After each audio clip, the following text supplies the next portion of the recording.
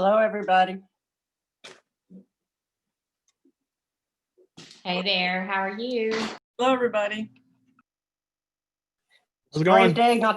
Great day to not have to drive to the meeting in downtown Charleston, huh? You can say that again. It's about the best thing this has been, is not being actually on time. I didn't hear you, Angie. I saw your lips move. Can y'all hear me okay? True. I mean, I know Angie and I are like rushing in. And Carol, you were just, I mean, Donna, you were there just all the time. I mean, it's crazy. You probably already looked at that video we were supposed to see to enlighten ourselves, right? Well, I've actually been at all the engagement meetings, so I mean, that's what I did with Plan West Ashley, you know, so I just committed myself to this also. Well, good. Well, we rely on that for sure. But I think we're getting an update from the water people, yeah, and they have done some incredible work. It's dense and good. Very good. So that's our presentation today, right? I guess that's all it said. I believe so, plus some community engagement updates probably. Right. That's correct. Can't see everybody.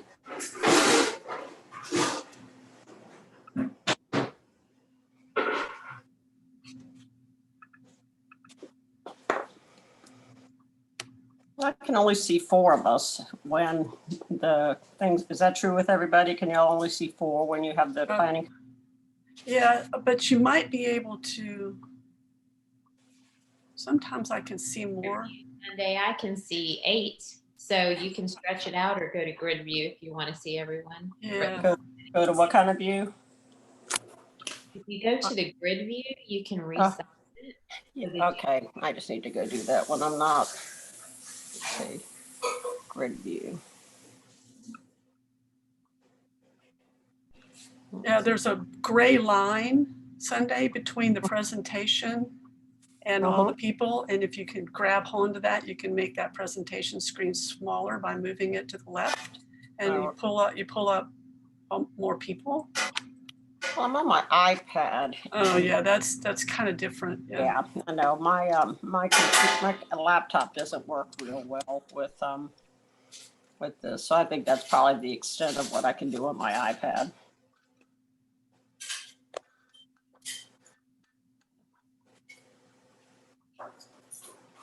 Well,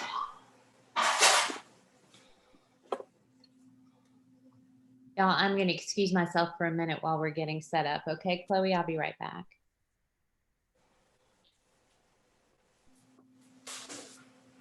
I can tell Charlie he could take off his mask now. Hey, Harry, I just got to see you.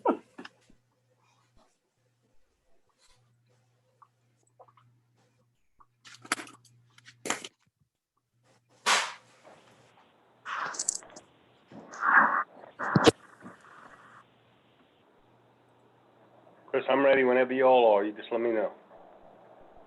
We're ready, Charlie. Okay. Is Chris Kristen's place or? Here I am. Okay. All right, well, we'll go ahead. This is a special meeting of the City of Charleston Planning Commission. We're going to get updates on the city plan and meetings that have been happening in regard to that. So I'm going to turn it over to Mr. Morgan. He'll introduce any staff members who participate and kind of lead us through this. All right. Well, thank you, Mr. Chairman. So just a super simple agenda today, although some on the number 2 item, we definitely have extensive update. But first off, we're going to have a city plan engagement update from Chloe Stuber about what we've been doing over the last 4 or 5 weeks, meeting with various parties and getting input on the plan. And then the second part is our city plan water and land use analysis update of where that team is with their analysis. And it's some very detailed, very interesting information that I hope you all will listen carefully to and have lots of questions for the team on, because I think there's a lot that we can learn from that. And this is really going to be the basis of all of our land use recommendations in this plan document. So with that, I think I'll hand it over to Chloe Stuber, our planner, who's going to give you background on our engagement updates. Hey everyone, can you hear me all right? Yes, ma'am, fine. Okay. Okay, so I'm going to go through this pretty quickly and just stop me if you have any questions. I'll be watching the participant window. If you use your raise hand, I'll stop.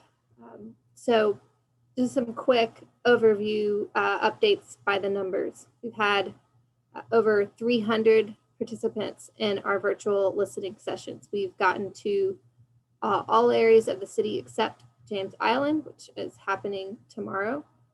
And we've had 3 housing labs, 2 water labs, and 2 open listening sessions. We are providing support to groups and individuals to host their own meetings and have 10 and counting so far confirmed. Several more tentative, and we hope to recruit some more in the coming weeks. We've had almost 900 survey responses collected. I think probably by the end of the day, we'll be at 900, if not above that. 750 flyers distributed. That includes some census flyers. We've been sort of tag teaming with census and voter registration efforts and helping to get the word out about all 3 things. And then 300 postcards distributed, which the postcards are basically just like a mixture between a flyer and a business card for the city plan, inviting with several invitations on there to get involved. So on the right here are some group photos from our various listening sessions. This is a fun way that we've been closing out those meetings. And so far West Ashley has won the challenge. We'll see if James Island can beat West Ashley's numbers. West Ashley's had the highest attendance. So much so that on our evening listening session, we had to do 2 group photos because we couldn't fit them all into one screen. I see Miss Jacobs smiling, so she must be happy about that. Yeah, yes. Ms. Jacobs is our honorary staff member, has been in every single one of the listening sessions so far. Okay. So this is where we are in the engagement schedule in terms of the activities that we have confirmed so far. So we launched in August. That's when the listening sessions began. Those continued into this month, September. September, we launched our survey. And that's also when community-led meetings, that's when we got our toolkit out and people started scheduling those. Going into October, we'll wrap up our listening sessions. Our last one is October 5th. We'll continue doing outreach for the survey and continue providing support to community-led meetings. November 1st is when we wrap up this stage of engagement. So November 1st is when we'll close the survey, and that's also when the notes from the community-led meetings are due. Early 2021, next year, that's when we will resume our next phase of engagement that will be centered around reviewing the draft plan. Those activities and dates are to be determined. So this is a list of all community-led meeting hosts that we've confirmed with. So there are more, as I mentioned earlier, that are tentative and more that we hope to recruit. But these are the ones so far that have confirmed. Not going to read through all of these, but as you can see, it's a good mixture of groups that are in touch with a diverse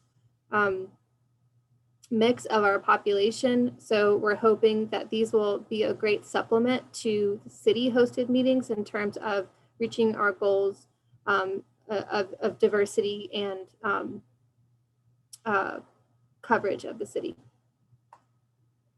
And I think this is my last slide. This is just a list of our upcoming meetings. So these are the city-hosted meetings that are taking place this week and next, and that will wrap up our virtual meeting schedule. Chloe, have y'all been happy with the with the participation, I don't know if y'all anticipated a certain amount or. I think that, you know, the fact that we're in the middle of this pandemic and it's, you know, every one of these is a completely virtual meeting. I mean, there have been some Right. flyers going around and stuff like that to people, but I think that it's been a good turnout.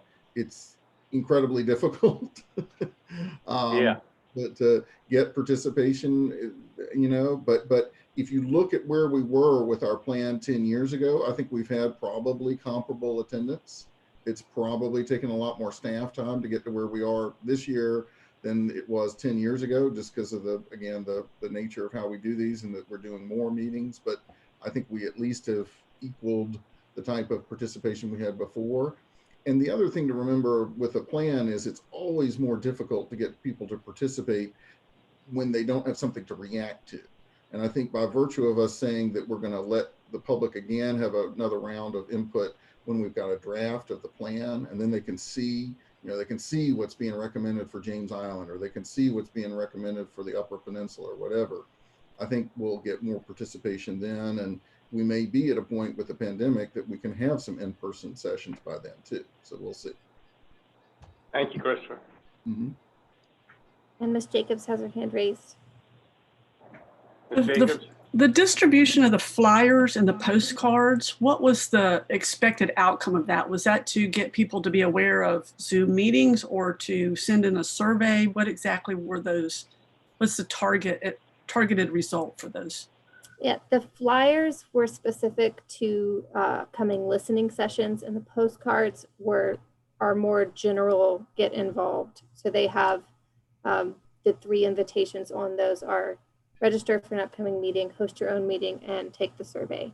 So that's more directing people to the website, providing contact information for the plan, and just getting people's attention. So did you all have any way of analyzing a metric on whether that was successful or not in getting more people involved? Is there any way of tracking the success of that? yes, the only way we have that right now is with the survey. We can see when people take the survey, the last question is, how did you find out about this? Okay. And one of the options is flyers or postcards. Good. So, okay. And so we can see that some people have responded with that as being how they found out. But the vast majority has been through social media. Cool. Okay. Thank you. Great, thank you. Any other questions? If not, Christopher or Chloe, what's next? If I could just add that Chloe and our consultants, our engagement consultants, have just been doing a phenomenal job, and our whole staff has too, but Chloe's really cheering this up, and it's again, very difficult work in the environment we're in, but they've been doing a phenomenal job with it.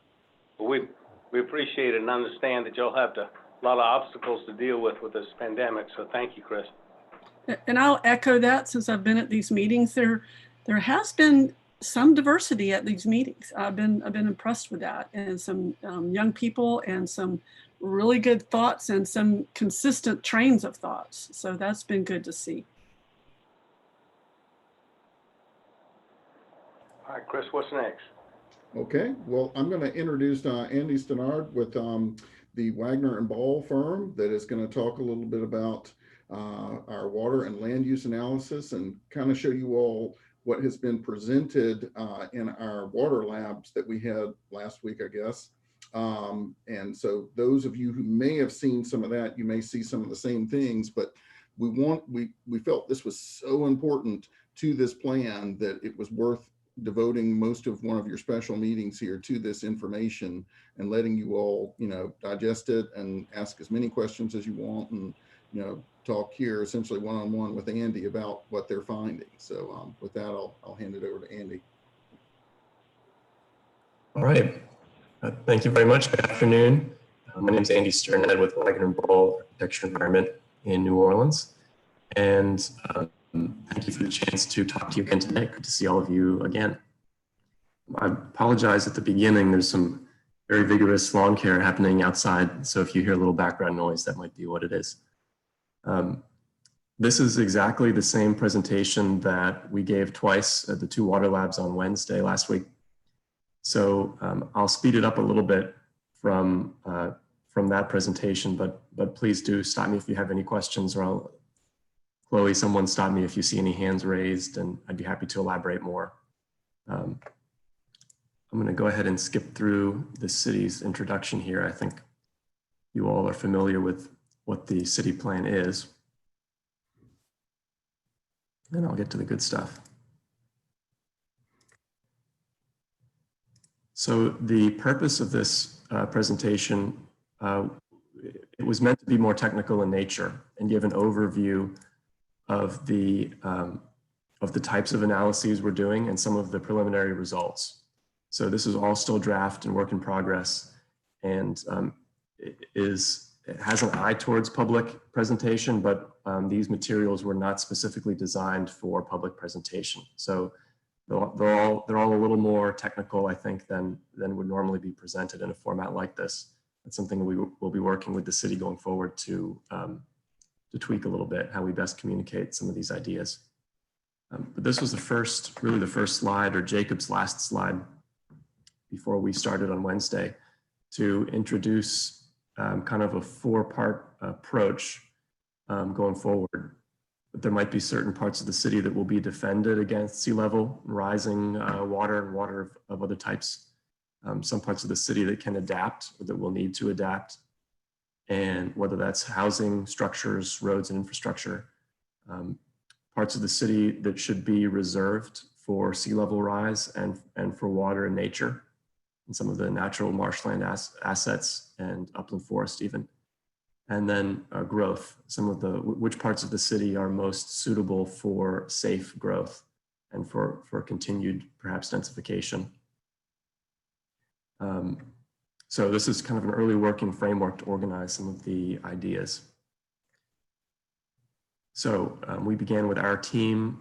Most of the presentation last week was given by Wagner and Ball, but we had participants from all the other teams, especially some key insight from Josh Robinson and Aaron Stevens at Circulus, our 2 locals, and Dale Morris at Water Institute of the Gulf.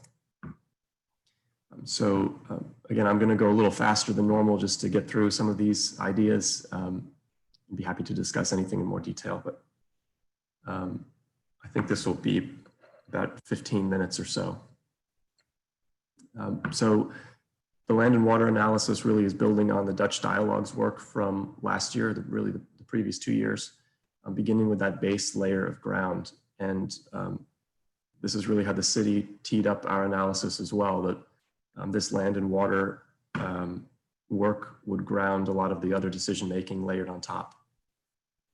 So we're taking what we did in the specific Dutch dialogues focus areas, applying that more broadly across the rest of the city, and then going a little bit more in depth. We've done our own specific engagement in addition to the city, and have spoken with all of these people in various different formats, including some key elected officials. This also is ongoing, and we're happy to continue conversations as needed or as others are interested. But we've really gotten some key feedback, especially from these regional stakeholders and elected officials, about what might be possible, different recommendations. So the next couple slides are about the water context, the types of flooding, and what kind of setting the parameters for our analysis. First being rainfall. And this is a NOAA data set.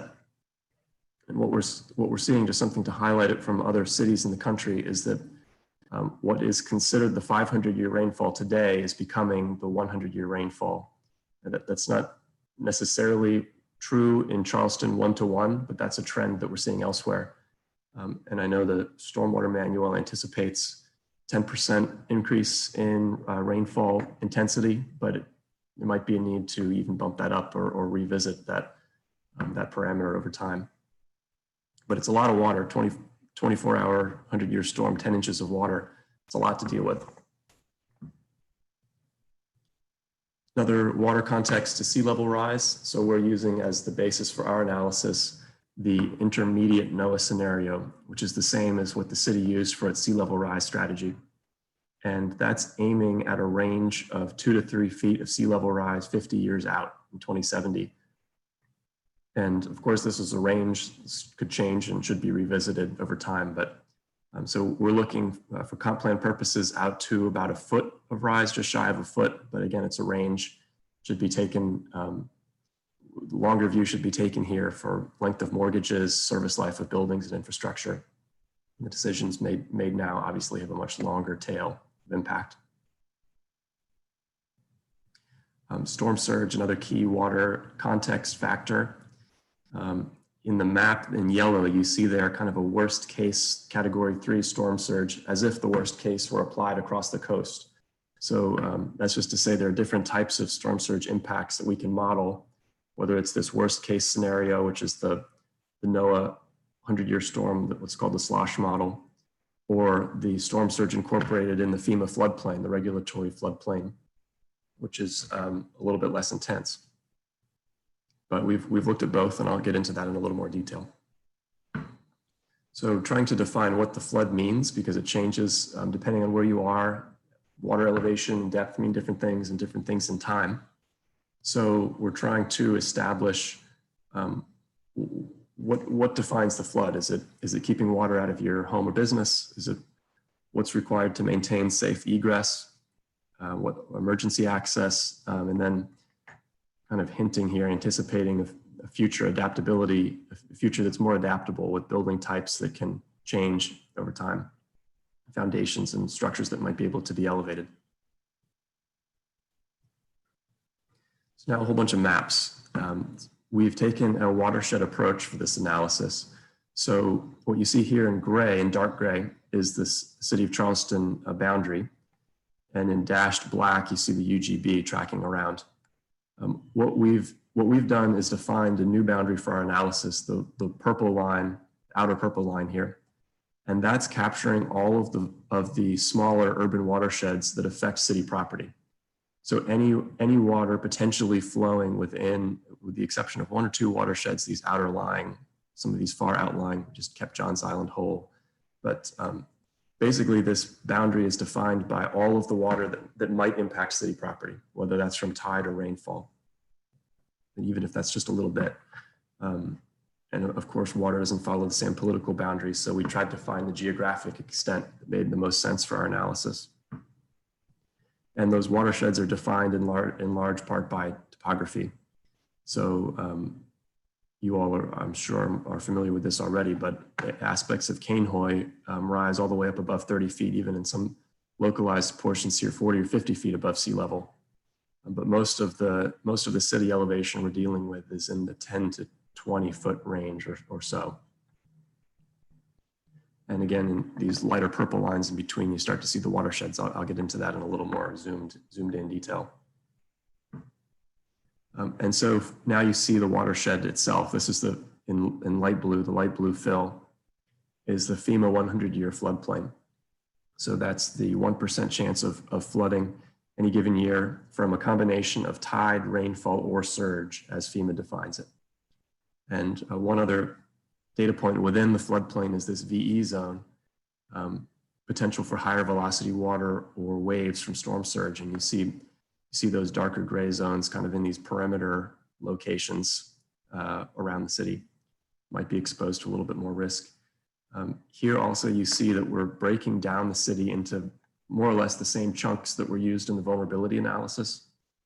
Inner and outer West Ashley distinguished here, and then Daniel Island from Cainhoy. But that's allowed us to use the vulnerability analysis as a basis, even though that was defined by census tracts, and here we're using watersheds. The data has really grounded, given us a huge leg up, head start.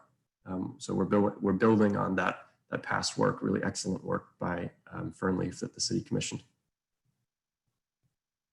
So now just around the city, zooming in a little bit, I'm not going to get into any more resolution than this, the rest of the presentation, just because it's so broad and this is kind of an introductory scope, but ultimately our analysis will zoom in a little bit more than this for each of these focus areas with all the accompanying maps and analysis. But I think what to focus on here is these inner purple lines give you a sense of the scale of watersheds in different parts of the city, all the way from Church Creek here, one of the larger ones, to some of the smaller urban watersheds in West Ashley.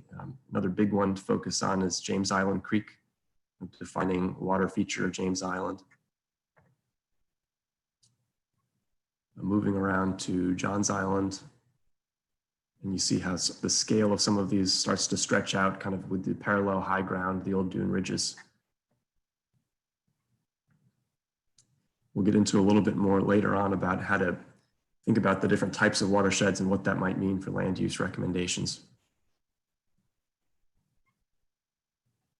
So here, moving into a little bit more of floodplain analysis, the land in the floodplain isn't all the same. So what this map is showing in green is the FEMA floodplain, 100-year floodplain. And in orange, the additional area that is subject to storm surge flooding outside of the floodplain, according to the NOAA slosh model. Category 3, kind of worst case scenario.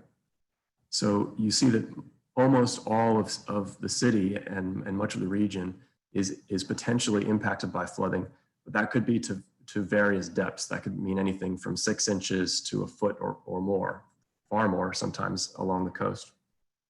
And so we'll pull this apart a little bit. Just remember the green and the orange.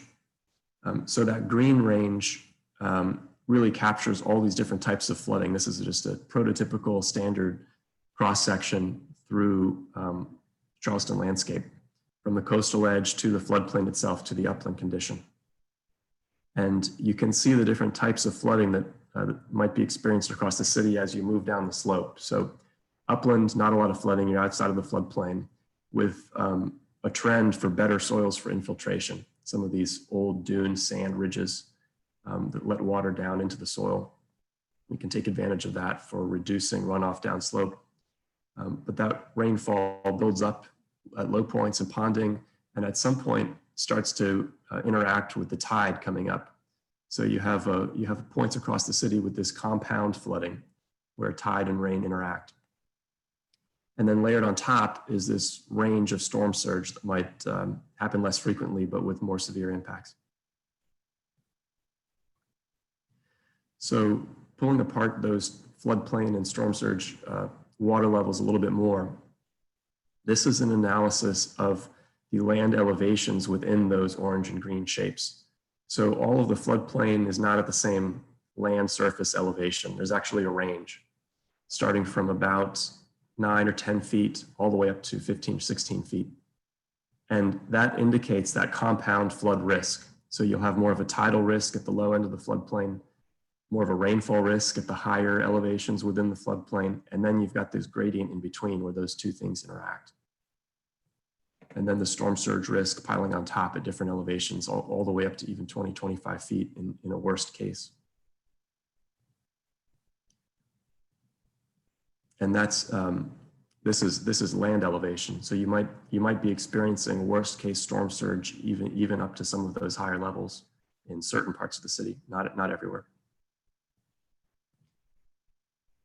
Okay, so now a little bit of analysis about the land elevations and the amount of land at certain elevations across the city.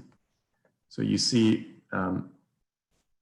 this is not a percentage basis across the bottom. This is actually square miles, but we can show another breakdown in percentage. But if you just squint at it, what you see is there's a small percentage of land that's high up. There's a much larger. Most of the city occurs between 5, 6, 7 feet and 15 feet or so. And then a little bit of land here down at the end within the tidal range. And one of the goals of our analysis is to map these critical thresholds across the city. So trying to define where different kinds of risk occur at which elevations across the city, and then taking those critical elevation thresholds and applying them to land use recommendations. So you see this recognized 8-foot mean low or low water, major tidal flood elevation. The tidal flood risk is kind of happening currently up to about 8 feet. Then you'll get this compound flood risk where you have water coming down the slope and tide coming up. So there's this compound risk in between, a little bit of rainfall risk above, and then relatively safe ground, long-term safe ground above that. And we've mapped the percentage of those land surface elevations subject to each of those types of risk. So for example, in this teal green color, you see what percentage of land, let's say 10 feet, you get about 40%, somewhere between, call it, I don't know, 40, 50% in between of the land at 10 feet is within the floodplain, within the 100-year floodplain. This is a little bit complicated to read and really should take more time to explain this and study it, but I'll keep moving just for the sake of the presentation. And again, we haven't identified specifically what these levels are, but that's one of the goals. It's one of our expected outcomes. If you think back, if you remember at all to some of the Johns Island recommendations from the Dutch dialogues, we had similar elevation ranges that guided certain types of recommended land use. So we're revisiting that methodology here and refining a bit. Everything I've showed so far is an average over the whole city. This analysis has also been conducted per focus area, and some of these levels change slightly based on local topography and water impacts. And so back to those 4 key strategies, you see how they sort of play out, sort of farmer logic in a way. Reserve the low ground for water, defend in certain places and adapt in others in this mid-range, and then in the higher elevations here, try to focus future growth or reinvestment and retrofits. This is hinting now at some of those specific land areas for each of the focus areas across town. This is just layering them all up. I think what you see is this Cainhoy gray portion sticks out. That indicates there's a larger area of land in Cainhoy at high elevation. It's kind of that high ridge, part of the Francis Marion Forest, part of the undeveloped area up above Cainhoy. And you see Johns Island has some relatively high ground as well. The rest of the city falls in this, more or less in this middle range. James Island tending to be more of the low ground, in fact.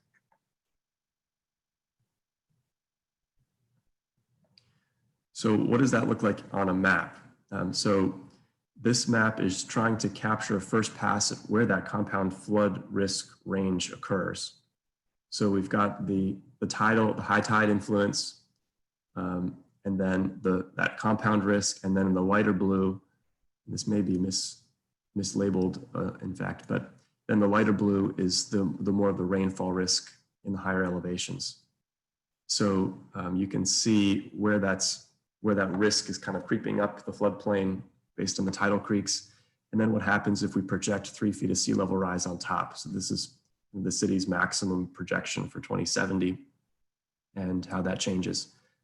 These maps are a bit hard to read at the regional scale like this, but it's easier to see when we zoom in. Again, coming future, not this presentation. Okay, so a little visual breather here, a lot of dense information. Transitioning now from the big regional scale to sort of a watershed scale. What does that watershed planning really mean? And how do you think about your upstream and downstream neighbors? That's really the critical scale of planning. So we began at the mouth of those watersheds, at the mouth of the tidal creeks, this one Church Creek outletting into the Ashley, and thinking about environmental change in a dynamic landscape. How is this landscape projected to change itself as sea level rises? How is the marsh projected to migrate? So we've done some preliminary mapping about where that marsh migration may be anticipated. This is important because this type of marsh habitat is a stormwater sink. It also functions as somewhat of a storm surge buffer. So it's important to understand where this landscape might be headed as waters rise and how to protect it, how to disincentivize things like barriers and bulkheads that might ultimately result in the marsh extinction. But here you see at a 3-foot sea level rise projection in green where marsh is expected to migrate, and in red where it's expected to be lost, to be essentially drowned out, where the water becomes too deep for the marsh to sustain itself. This map takes into account a slow sea level rise that allows the marsh to adapt over time. And at a certain rate threshold, if things accelerate too quickly, the marsh won't be able to adapt. So won't fulfill these green shapes. They'll become more of just open water or different types of water. So there's a range of time that we need to account for. But then we've also looked at within those areas where the marsh is expected to migrate, what type of land use is existing there already. And fortunately, a lot of it is evergreen forest with this woody wetland condition, the two greens. I know it's hard to read, but you see these kind of generally green impact areas, which is good. So there's existing space for marsh to migrate, and we can, with some care, think about protecting some of those areas. So there's the existing marsh itself. As sea level rises, if it rises within a rate threshold where the marsh can accrete and adapt, we would expect to see the landscape changing, some of these existing trees and more woody vegetation converting, dying back because of saltwater infiltration and converting into open marsh. And at the same time, higher water levels at the perimeter can push up groundwater levels inside the city. So we might expect to see some groundwater surfacing. Essentially, these white lines here are indicating a change between salt and fresh groundwater. And the salt water tends to float. It's less dense and actually tends to float on top of the fresh water floats on top of the salty groundwater. So this freshwater surfacing inland can be expected to be fresher generally than the saltwater intrusion coming from the perimeter. That might impact things like detention ponds or inland drainage.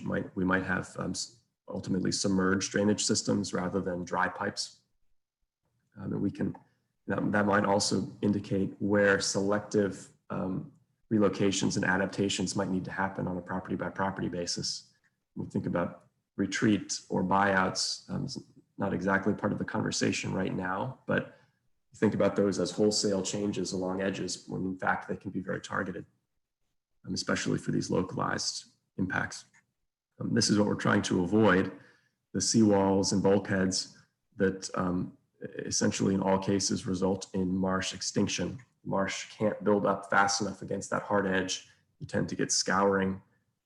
Depending on the rate of sea level rise, you may ultimately get failure of these types of features, ending up putting the property that seems to be safeguarded behind the wall at some point in the future at more risk. We've done some work to characterize these landscape typologies across the city, both in terms of the planting and then the building typologies that might be adaptable within them.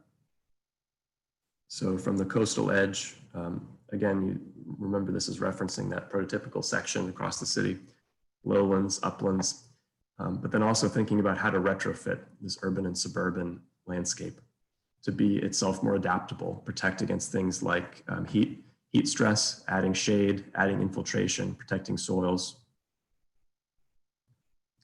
So we've looked at corresponding building typologies, residential and commercial, flood adaptive versus non-adaptive.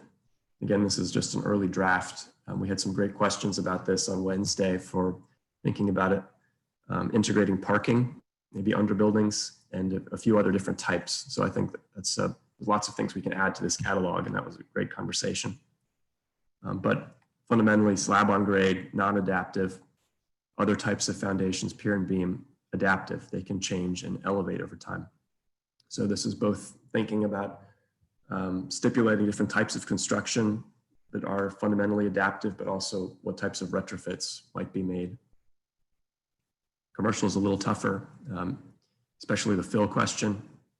Try to avoid fill because that takes up volume in the floodplain, but in some limited cases, if you can offset around commercial structures with other types of strategies to mitigate runoff and add storage, that might be an acceptable adaptation. So now thinking about within that watershed scale, what is the existing land use? What are your upstream and downstream neighbors doing, and how does that impact any particular property?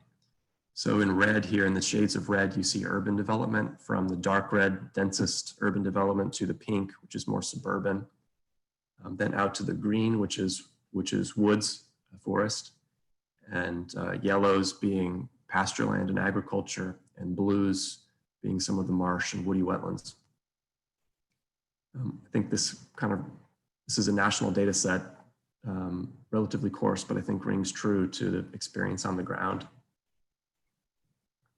We've taken that data set and applied it similarly to the way we were looking at floodplain risk per foot of elevation zone.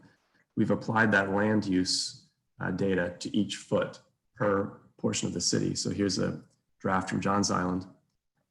You can see the specific shape of and the amount of land at different elevations across the island, the amount of land within the floodplain across the island, and then how the land use breaks down at different elevations. I think what jumps out right away is you see this big gray shape, this hatched gray shape, which is land outside the urban growth boundary. So while there is a significant amount of land above 10 feet on Johns Island, sorry, excuse me, one second, the door just blew open.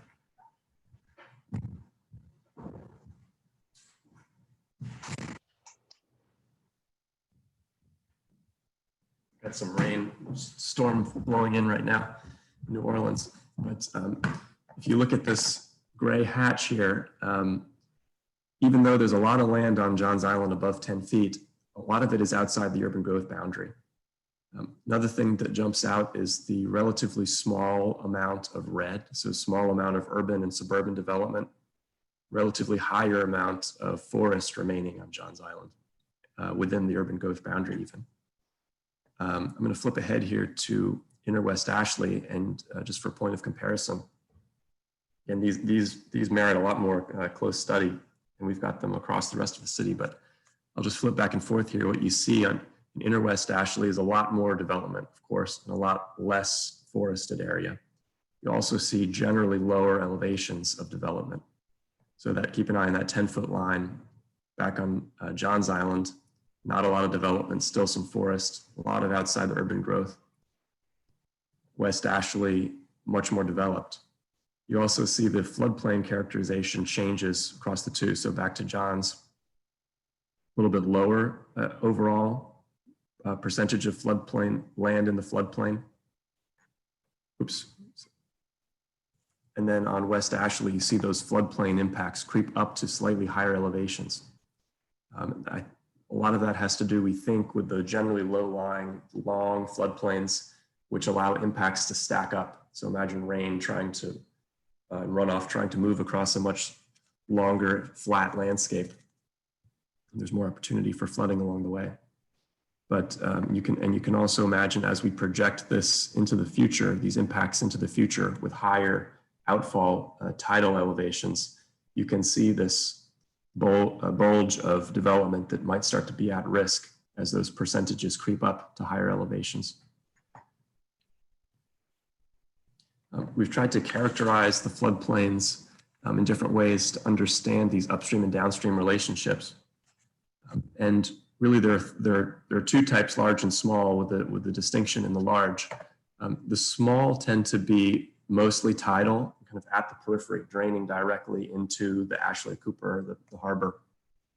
The large watersheds tend to capture more of this upstream inland condition, places like Church Creek or James Island Creek or Knoll Creek, maybe around Daniel Island.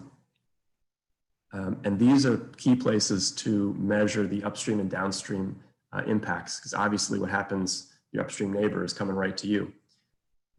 The two different types within the large scale watersheds are primarily tidal and then upland.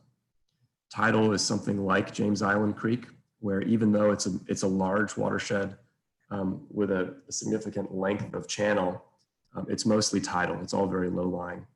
Whereas something like Church Creek has a similar length of drainage channel, but that kind of hinterland condition is no longer tidally impacted. And these different types might suggest different recommendations. When you apply those to a map, you can see in the darker blue here what we consider the larger watersheds. these again are defined by the length of the outflow channel. So they're not actually defined by area, even though that generally correlates. But the length of channel is really important because that's where you get those compound impacts stacking up. The longer amount of time it takes for runoff to move through a watershed is really the critical factor. And within these larger watersheds, there are upstream and downstream conditions.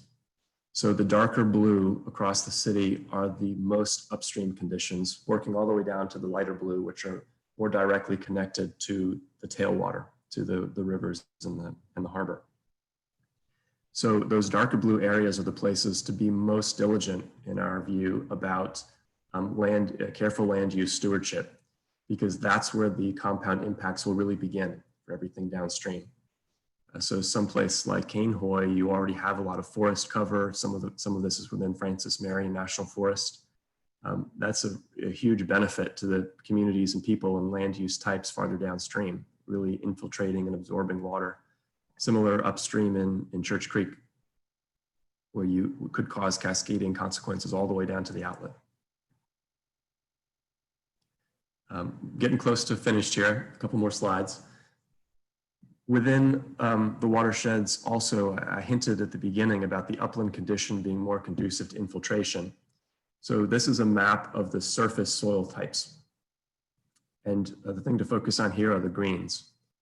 The light green group B and the darker green group A are most suitable or most advantageous for stormwater infiltration. So we get a double benefit really from reserving those highest upland conditions, being careful stewards of that land, and taking advantage of this infiltration capacity, of natural infiltration capacity of the landscape for watershed benefits throughout. So you see Upper Church Creek here, you see some of the upland on the Cainhoy Peninsula, the high ground here. Get into a little bit of an explanation about what exactly that means and the impact that we can see.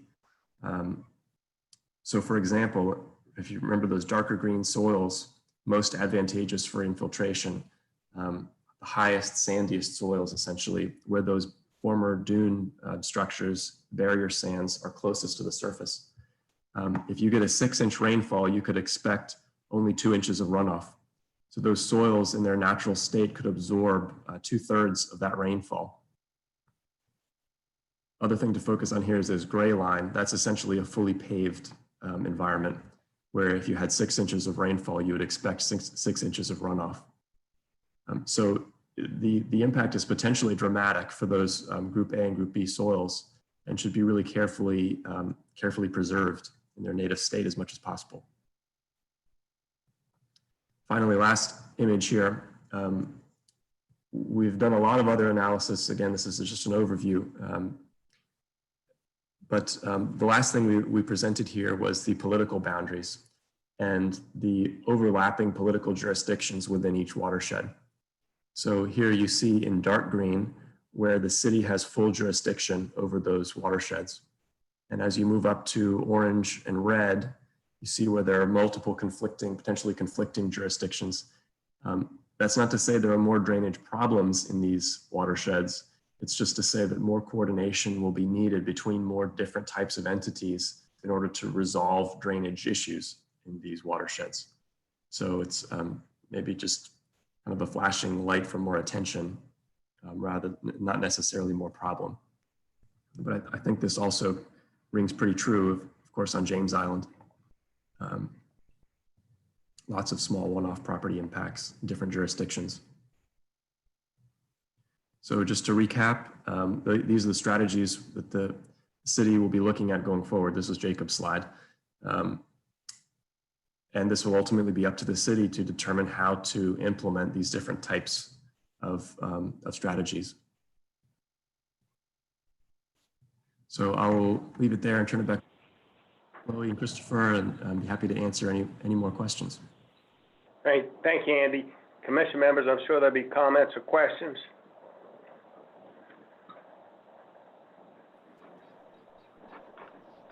Ms. Jacobs has her hand raised.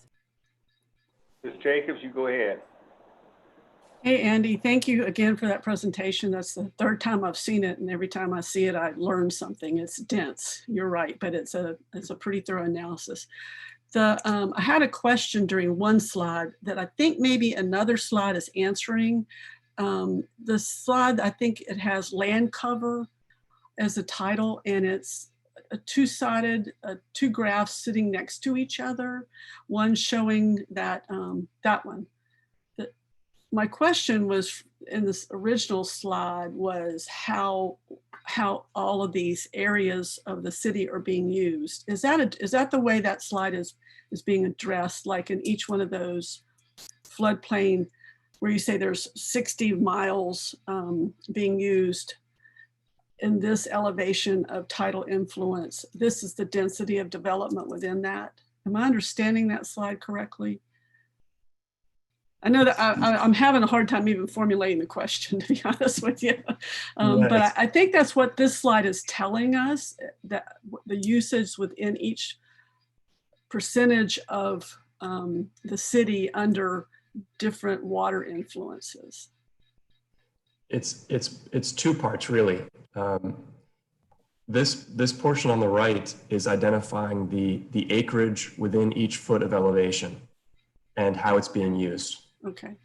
So for example, at this 10 in Inner West Ashley, at the 10 foot, between 10 and 11 feet, that foot, you've got somewhere in the neighborhood of 80 acres. I'm sorry, must be something wrong with that. That's way too small. But I think this might need to be percentage. But you see at that 10-foot threshold, it's essentially fully developed. So all okay. That's my question was where's the ability to grow? And it almost sounds somewhat conflicting because we said we want to move our development into higher ground, obviously. But at the same time, you identified that some of the higher grounds are these evergreen forests that are actually sinking water. So we have to make sure we understand that too. I think that's what I heard from you also that I hadn't heard previously. Is that correct too? Right. It's a real trade-off. So there's got to be a careful balance between where you grow, where it's safe to grow high up, and where you need to manage that impact flowing all the way down the rest of the watershed. Okay, I just wanted to make sure I was understanding that graph because it is difficult, but I think it's telling us a lot in there. Thank you. Thank you, Ms. Jacobs. Thank you, Andy. Any other questions, comments from commission members? Ms. Lumpus has her hand raised. Yes, Hi, ma'am. Ann. Thank you, Charlie. Hi, Andy. Thank you for that presentation. I wish I could see it on a larger screen. If you go back to the slide that has the houses and the elevations on it, if you don't mind. This one? Yes, that's it. I had a question by some local builders, and Christopher, maybe you can assist with this, that they are being penalized if, let's just say they're in a development, one development, it's in the flood area part of it and the other part isn't. And they are getting penalized by building an elevated home if it's not necessarily in an AE zone or a flood zone. And after reading the Dutch dialogues, I would think that was encouraged actually in the Dutch dialogues to elevate it. Christopher, is this something that's going to change in the flood adaptive residential one? How high is that pier and beam grade that we're looking at as being available? There's really actually two questions. So, Andy, how high is the pier and beam in the flood adaptive? Would that be at the flood zone? Yeah, I mean, on the flood adaptive one. It really depends. Out on Folly Beach, of course, or the edges, sometimes the BFE is 12 feet or 14 feet. As you move farther inland, it might just be a matter of building with the future in mind. So maybe you're only building up 2 feet, and it's just giving you the ability to incrementally raise if you need to over time, rather than being stuck in a slab on the ground. And of course, So for new- for I'm new sorry. construction, we're now requiring, 2 feet above that base flood elevation too. That's Right. I knew that, but I mean, with, I guess, if somebody would like to elevate it, would that actually count as a floor on the height restrictions? So in the downtown, if you have a 6-foot area or greater under the structure, that counts as a floor in the height. But I think in our suburban areas, it would not be in that kind of situation, and you get a little bit of credit for the higher base flood elevation you've got to go to out there. Well, I don't think that's actually happening. I mean, and again, I don't know specifically, but I've heard that that's really not happening, that they're having to build. And I would just think that in looking at all of these slides, that if a builder or, is willing to elevate, even though maybe the grade doesn't suggest it should, Andy, would that be something that you would encourage or not encourage? It's hard to say as a blanket statement, but I would say that what we're finding is it's important to take a little bit of a longer view than what we see as current conditions. So if you look towards the end of a mortgage cycle, you might see the landscape changing in ways that aren't necessarily anticipated at the beginning of the design. And so our point really is just to create as adaptive an environment as possible, and not make decisions that might be regretted later, or that might saddle homeowners later unintentionally. Well, have y'all looked at how that affects the height? When we are looking at doing homes, we have to look at what the height is. So how are we, you haven't said much about how that changes the height restrictions now. And to be honest, we haven't set those, we haven't found those target levels yet. right. We're still early in this process, so that would come later, and it may not even come completely in the comprehensive plan. I mean, that might come in, updating zoning regulations after the plan has recommended, different types of development and different areas of elevation. Okay. All right. Thank you. Maybe just one more point to build on that. You kind of see the range these levels are falling into, though. There's something kind of happening here where 100% starts to fall. So that's at about an 8 to 9 foot land surface elevation. And this is average across the city, which we need to get more specific. So the 8 to 9 foot land contour and the 12 foot land contour or so end up being just numbers to keep in mind. So homes built on land in those more rough ranges might need to consider different types of foundations. Okay. That doesn't indicate the water depth of those locations. That's more of a case-by-case, watershed by watershed. Well, it's interesting because in the new flood maps that are actually due to be out on January the 29th, in several areas that I know for a fact that flood, they're actually coming down 2 feet. So I think part of the flooding areas that happens in is probably more, it's not really necessarily, I mean, it is tidal, but it's more storm drain runoff that's not working well. But I just think it's interesting that we're trying to go higher here, and yet some of the flood zones are going from AE 11 to AE 9. And this data we're using is actually the new FEMA floodplain. It is. Okay. Well, interesting. All right. Okay. Thank you, Andy. You're welcome. Mr. Bailey has his question, hand raised. Ms. Emphasis. Go ahead. Other questions or comments? I have a question. Go ahead.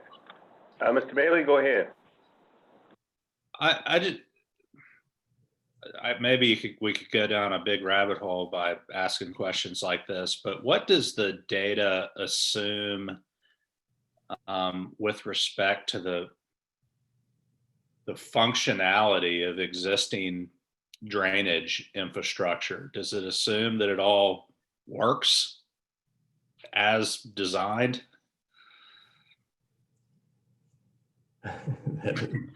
It's a good question. We are looking really at surface flow for this purpose, for this elevation, this analysis. So we haven't modeled, for example, all of the pipes.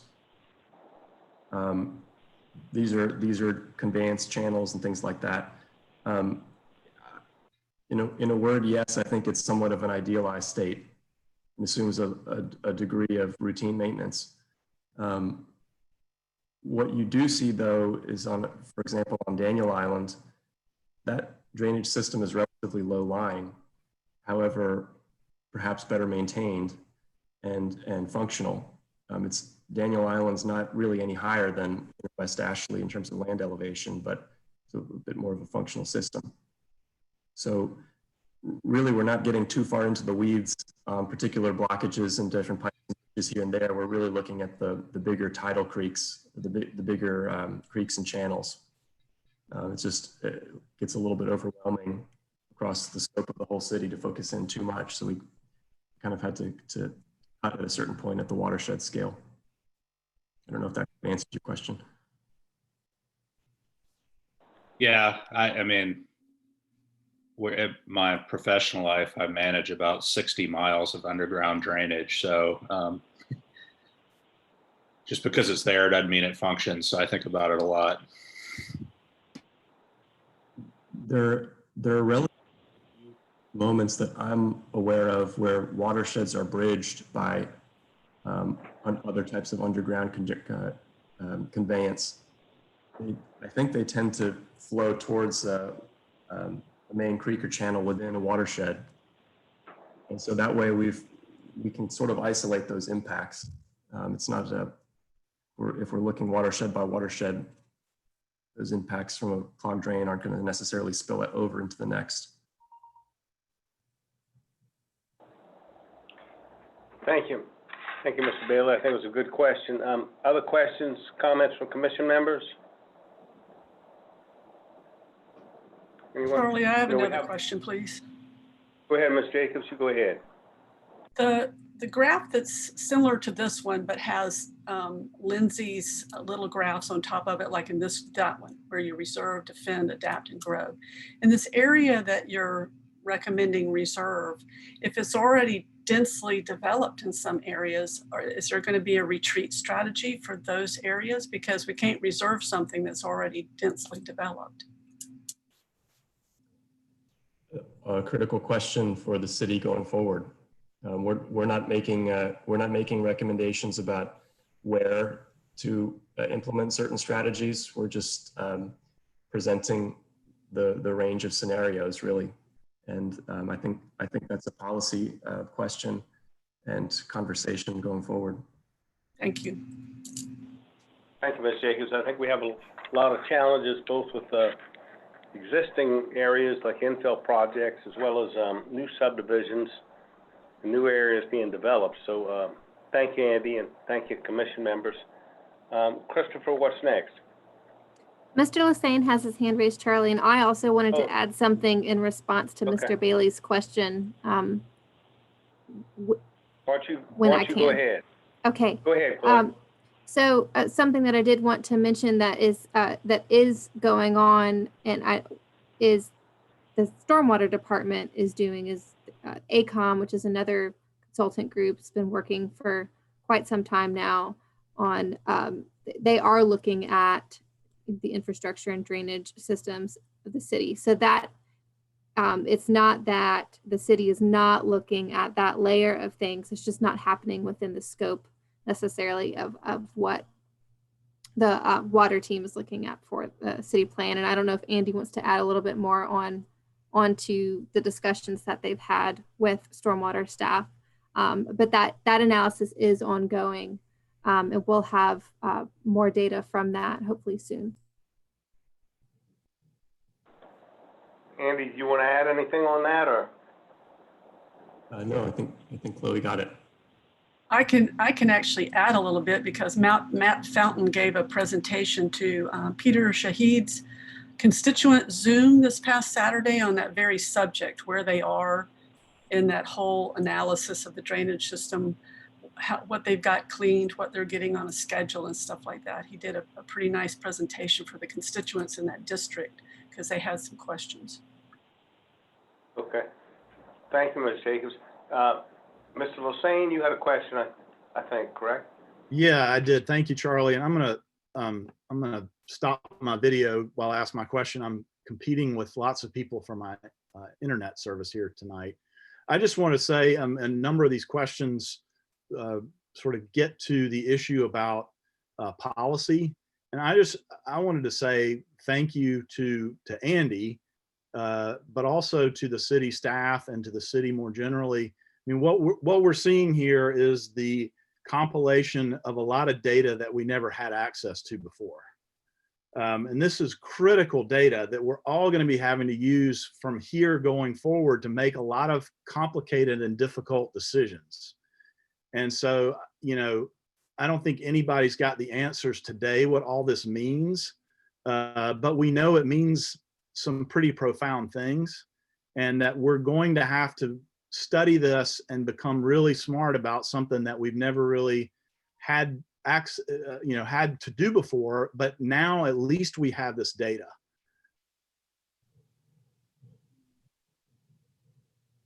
To everybody who's involved in the collection and you know, this preliminary analysis of this data, we've all got a lot of work to do, not just this commission, but this community when it comes to figuring out what we do about this. I mean, we've just touched on some of the big issues now, but this is a very daunting challenge. I'm really kind of humbled by this data because there is, you know, Ms. Jacobs' last question about, you know, where does this mean we need to retreat? Well, I mean, I think the water is going to take it back whether we retreat or not at some point. So we really need to start, you know, we just need to start preparing people. And I know that's what this discussion is, part of this is about, is letting people know that there are some really difficult challenges ahead of us as we try to plan and adapt this city for what's coming. And the water's coming, we know it. So anyway, that's all. I would like to echo Donna. what Harry is pointing to, because there was a very important slide that Andy showed us. It's called, I think it was called Water and Politics, that showed all the multi-jurisdictional influences on our watershed. And some of them are really even outside of our city boundaries, where there's, you know, major decisions being made by other municipalities, other counties. And one perfect example we have right now is the proposed building of, I think, what was it, 950 homes that are going to be coming up on that land that was annexed into North Charleston up Highway 61 that we will have absolutely no say-so in, but will highly impact all the developments around us, our watershed around us. I don't know that it directly impacts Church Creek, but it's close to those watersheds up there. So we have a dual challenge, an internal challenge for our city moving forward, and then negotiating in the region that we're all good neighbors with each other about where the water is. And that's going to be another challenge. Thank you. Well said, Mr. Lassane and Ms. Jacobs. And I guess when we talk about retreat, we know the cities had to buy back homes and things like that in areas that were floodplain, I think Shadow Moss and Church Creek, or whatever that area. So we certainly want to, in future plans, try to plan if we can to avoid those kind of things. Mr. Morgan, what's next? Well, you know, I think you all have definitely captured the fact that this is very significant information. I think this is, you know, this information is going to lead to a plan that will be unlike any other plan we've had before, but it's a plan that is needed in the times that we're in and with the threats that we face. So I really appreciate y'all's attention to this, because this is really at the heart of, you know, what this document will be, and some of the key recommendations and policy recommendations that we will have to be discussing in coming months. So I really appreciate y'all's attention to this and questions, and Andy and your crew, I mean, just amazing information. And again, we're going into this planning process with data that we have never had before, and it's fantastic to have it, but it's also very humbling. Mr. Morgan, anything else on the agenda today? I think that's it, unless any other commissioners have questions or comments. Well, again, I want to echo Mr. Lassane's thoughts. Thanks to the staff for putting this together. Thank you for commission members for your time, but thanks for staff for putting this together, because it's a lot of work, it's a lot of information, and very important information for us to plan for a positive future. Other questions or comments from commission members? If not, I guess we'll be adjourned. Thank you all. Thank you. Thank you. Thank you. Thanks. Thanks, everybody.